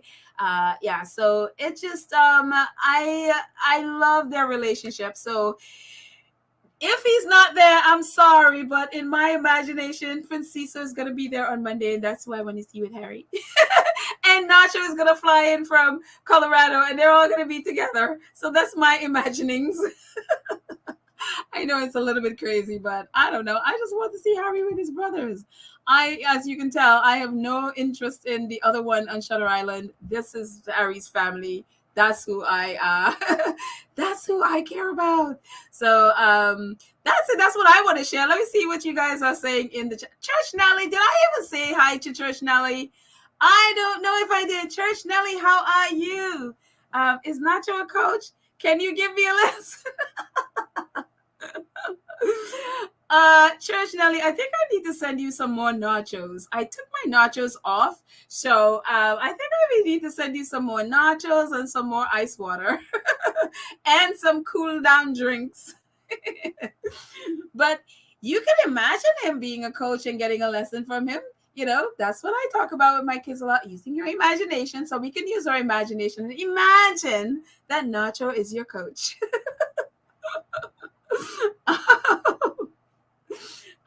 Let's see. Maria Barr. Hello, Maria. Maria says, we'll never wanted to be king, and probably still doesn't. I think he's using blackmail and threats against Chuck and QE2 to get more power, and he abuses the power with impunity from QE2 and Chuck. Will is rogue. You know, I know from the beginning, early on, when there were interviews with Harry and Meghan, with Harry and William, that was one of the impression you got, that he wasn't really into it. Like he really didn't even become a full-time royal until 2017.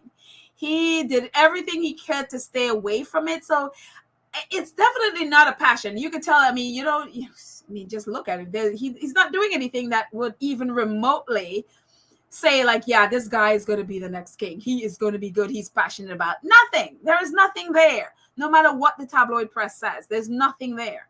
And I don't know. I have no evidence that there's blackmails and threats. We do know, what I do know is that even according to Robert Jobson, who wrote about him recently in his latest book that seemed to have flopped, thank God.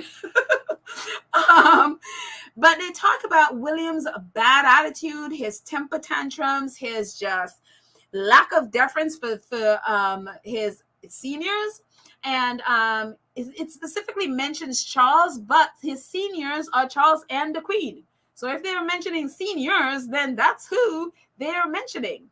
The only two people above him are Charles and the Queen.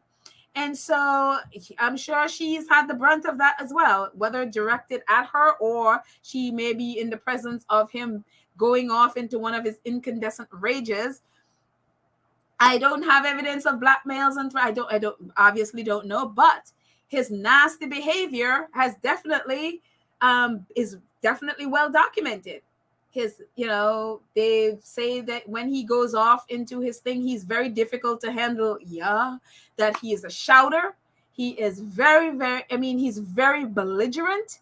And so, yeah, that's why we did the episode the other day when people were like, oh, George being in the presence or watching Nick Kyrgios, whatever his last name is, have it, go into one of his rages. And I guess he was saying using colorful language.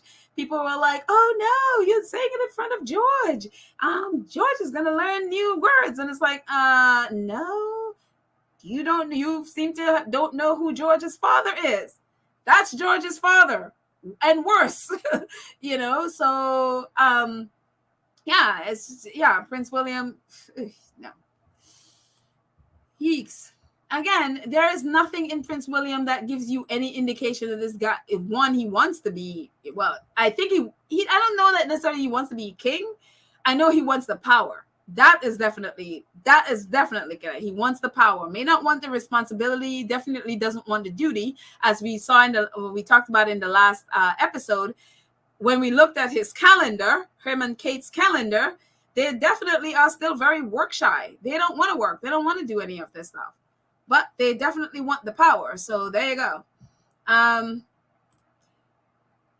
Let's see. Lydia said, I was surprised he did not curse on that bike video. Yeah, well, he's being recorded, so they know how to be on when they are being recorded. So he knew very well to, try to act calm. I mean, if there were no recordings, who knows what would have happened there. Again, in that situation, some people think it's fake. Some people think it was it was an act, whatever. If it was not, and if it was actually true, that is a very scary situation. I'm not going to knock him for that situation. Okay. If I'm somebody in that situation and I am on a lonely road, and it seemed he was with his family, but with no security. That is a scary situation to come up on someone just videotaping you, and that for me, I would be terrified. I literally, I hadn't said anything negative towards him in that situation, however he responded, because I know for me that would be a very scary situation for me. And how you respond, everybody respond differently. I would, I probably would go screaming and throwing rock at the person or something, but I wouldn't knock him for that. But again, the royals are trained when the camera is on to turn it on. Harry talks about that. When the crew rolls up for you and the camera goes on, you have to turn it on. You have to be on 100. So when they know when their camera is there recording them, they have to be on their best behavior. So, Dawn says, I think the bike ride incident was a setup. See, different people think they say different things. Yeah, some people think it. Yeah, Dawn says, and I've heard quite a few people in the squad and out say they think it's a setup. I personally didn't think it's a setup, and probably, I don't know, but either way, they know how to behave when a camera is turned on. So, let's see. And Lydia says, I think it was real, but it was a public road. He was nasty to the man, an older man. Oh, I didn't know who the man was. I don't know I didn't know it was an older man. I just heard the voice, and for me, I didn't pay attention to what I thought his age was at all. But again, for me, I'm thinking I thought it was a private road. I didn't know it was a public road. But from the video, it looked like it was lonely. That's for sure. And so I don't know. I'm very much with people coming to videotape or stuff. I'm very much a person who is protective of privacy. So I think that's why that for me, I didn't knock him on that, however he responded. For me, it seemed real. And if it was real, then I can't knock somebody for however they respond in that situation. I probably would have done worse. So I reserve judgment on that one. Dolores says, Harry is truly like his mother with people. He's not afraid to reach out. That's so true, right? He really is like his mom. They just, it's in their heart. They wear their heart on their sleeve and they just give. And that, I love that. I absolutely love that about them. And I think that's why people relate so much to them and embrace them so much, because they're not afraid to give of their hearts to people.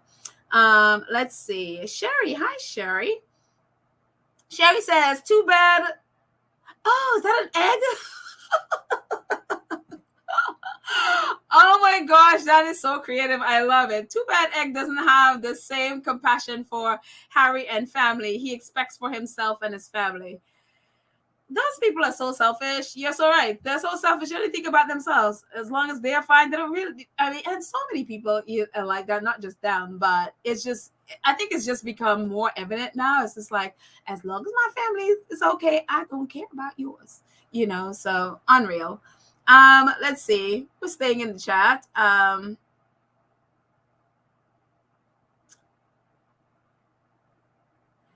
John said, John is talking to Dawn. It says, you could be correct. He was probably trying to show that he cares for their privacy. But Hawks, poor George, around in all climate, dressed like a tailor's dummy.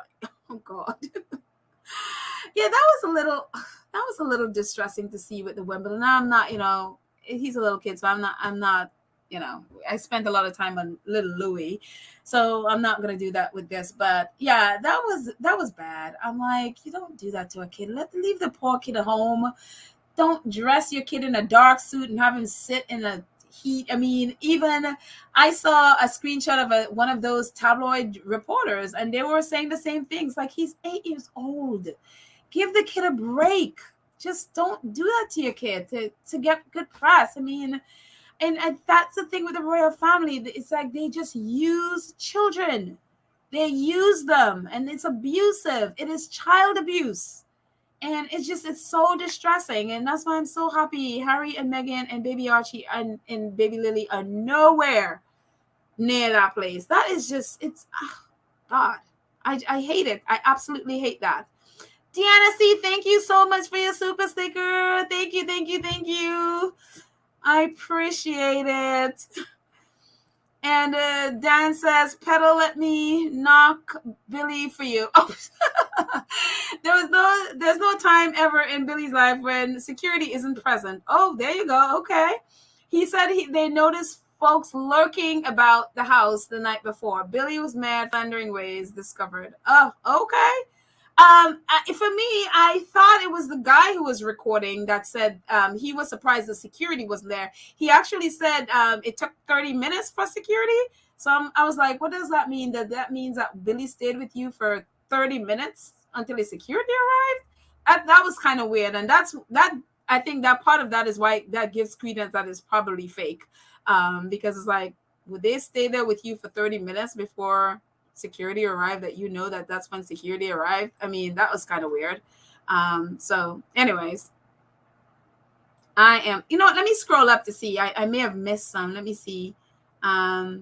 Dolores says, when Charles becomes king, William's supposed to be able to step into his father's role as Prince of Wales.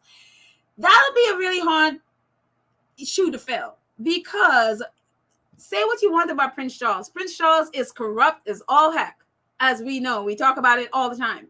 But Prince Charles also has done a lot of things as Prince of Wales. I mean, he could have stayed there and just sort of, relaxed and wait for his mother to die, which is kind of gross. But he hasn't. He's done a lot of stuff that, if you haven't read, there is a book by Jonathan Dimbleby.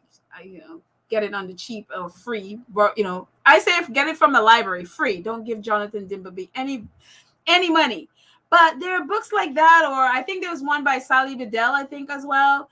I think it's Sally Bedell, if I'm not mistaken, who wrote about him, and so that you can see a lot of the stuff that he did, as Prince of Wales. He has done a lot.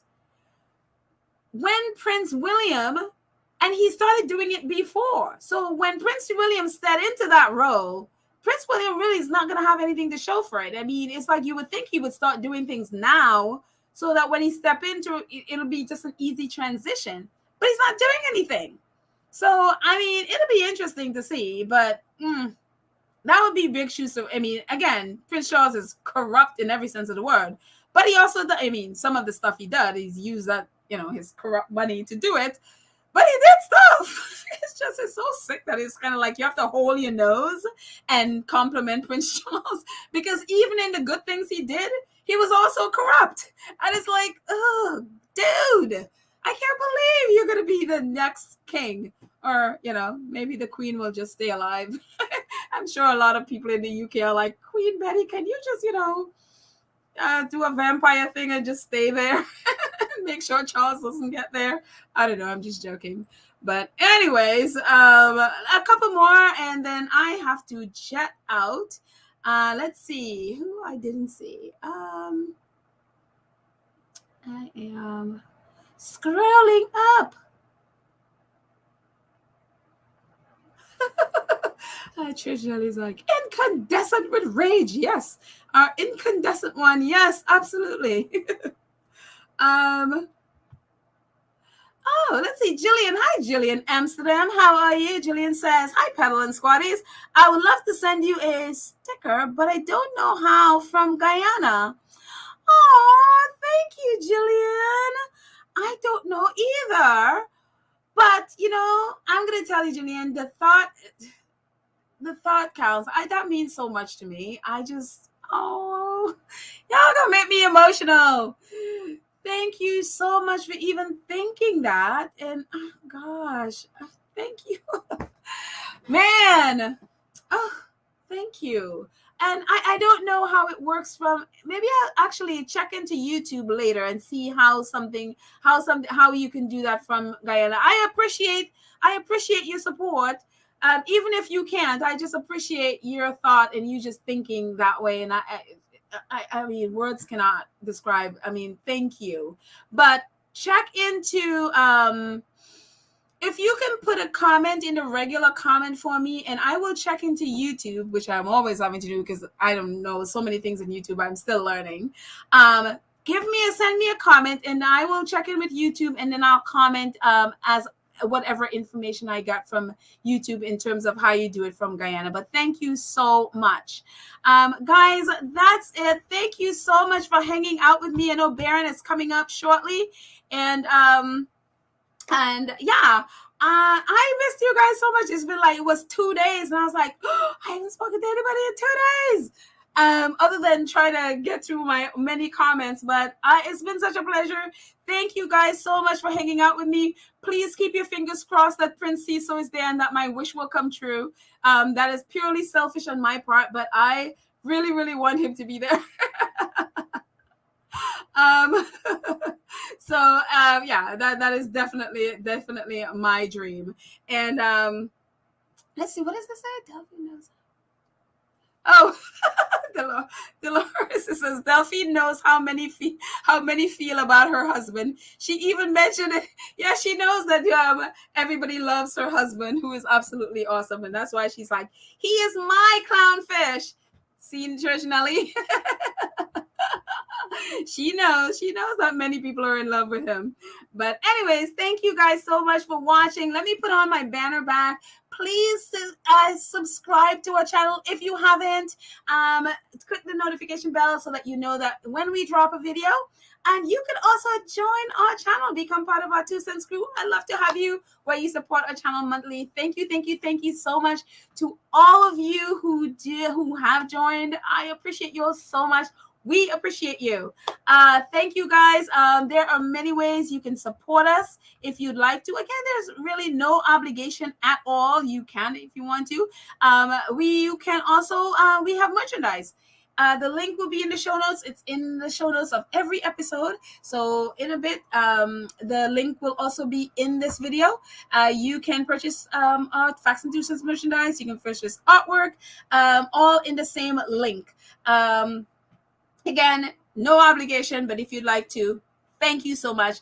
Thank you guys so much for hanging out with me for the last hour and oh my gosh, almost 2 hours. I wasn't even paying attention to the clock. Thank you so much. It's been a blast to catch up, and I look forward to seeing you again. We are going to end this with some music. We are going to go back to Into Space. Yep, there we're gonna go with that, and we are going to pull that up. There we go.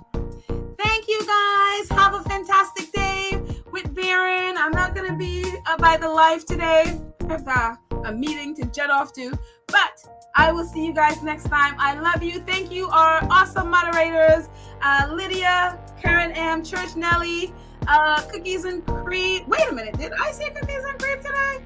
Huh, were you here, Cookies? Did I miss you?